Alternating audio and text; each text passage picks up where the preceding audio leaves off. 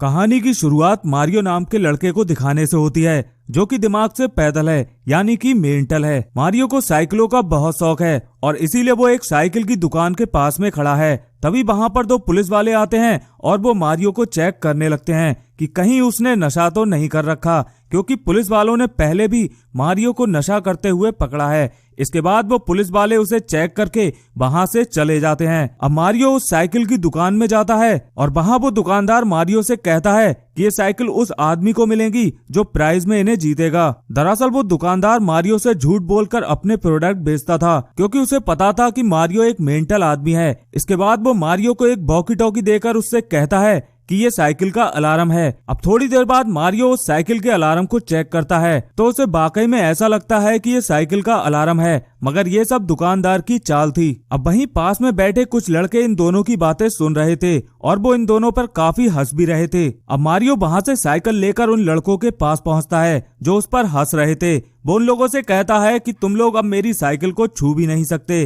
क्योंकि इसमें अलार्म लगा हुआ है। इसके बाद मारियो रेस्टोरेंट के अंदर चला जाता है, मगर थोड़ी ही देर बाद वो लड़के मारियो के वॉकी टॉकी को वहीं पर छोड़कर उसकी साइकिल को ले जाते हैं और एक बिल्डिंग के ऊपर पहुंचा देते हैं। अब मारियो जब अपनी साइकिल को देखता है तब उसे पता चलता है कि उन लड़कों ने उस साइकिल को भी चुरा लिया है। वहीं दूसरी तरफ हम एक अजीब से लड़के को देखते हैं जिसका नाम सैंडी है। वो टाउन के मेयर का बेटा है। सैंडी के पिता उससे हमेशा नाराज रहते हैं, क्योंकि वो दिन भर खूब सारी पार्टियां करता है और उनमें वो अपने पिता का बहुत सारा पैसा उड़ा देता है। इसके बाद सैंडी के पिता उससे कहते हैं कि तुम आज रात की पार्टी में इनवाइट नहीं हो, और ये कहकर वो उसे अपने घर से निकाल देते हैं। इसके बाद सैंडी अपने दोस्तों के पास जाता है और इन लोगों को भी इनके पेरेंट्स ने घर से बाहर निकाल दिया था। इसके बाद हमें एक स्कूल दिखाया जाता है जहां पर एक टीचर बच्चों को लाइन में खड़ा करके उन्हें बताती है कि आज रात की पार्टी में कोई भी मिसबिहेव नहीं करेगा। यहाँ पर हमें ये पता चलता है कि एक सिमोन नाम का लड़का स्कूल से गायब है, जो कि मारियो के साथ बीच पर खेल रहा था। मारियो ने सिमोन की ड्रेस पहन रखी थी और वो सिमोन से कहता है कि मेरे पास एक हेलमेट है जिसे पहनने पर आदमी गायब हो जाता है।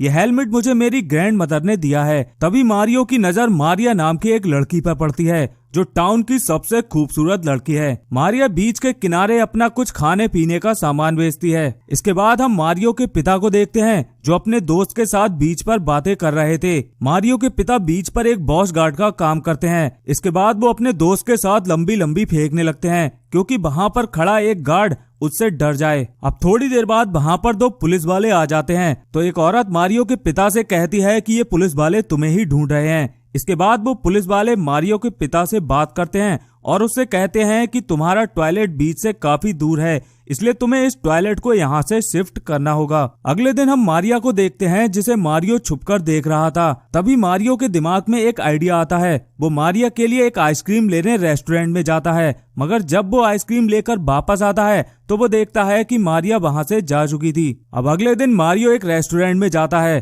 तो वहाँ एक आदमी उससे कहता है कि पास में एक किसान को 100 वाइन की बोतल मिली है, अगर कोई उन्हें चुराने में मेरी मदद करेगा तो उनमें से आधी बोतलें मैं उसको दे दूंगा। ये सुनकर मारियो उस आदमी की बात मान लेता है। वहीं दूसरी तरफ हम सैंडी को देखते हैं जिसके पास दो आदमी आते हैं और वो सैंडी से अपने ड्रग्स की पेमेंट मांगते हैं। इस पर सैंडी उससे कहता है कि आज रात तक तुम दोनों को इंतजार करना होगा, क्योंकि आज रात की पार्टी में सभी को ड्रग्स की जरूरत पड़ेगी। इस पर वो दोनों आदमी सैंडी से पूछते हैं कि क्या तुम्हारे फादर को इस बारे में पता है।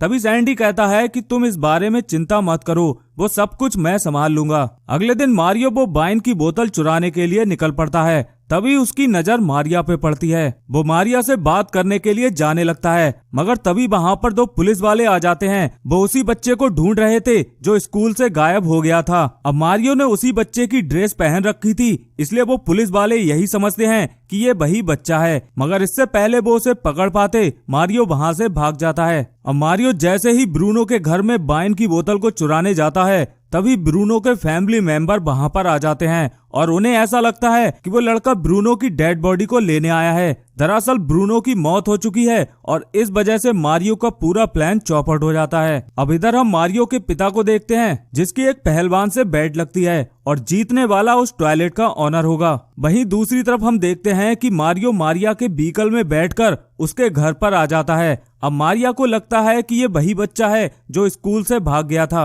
इसके बाद मारिया मारियो को अपने घर के अंदर ले आती है और फोन डिक्शनरी से उसके घर का नंबर ढूंढने की कोशिश करती है।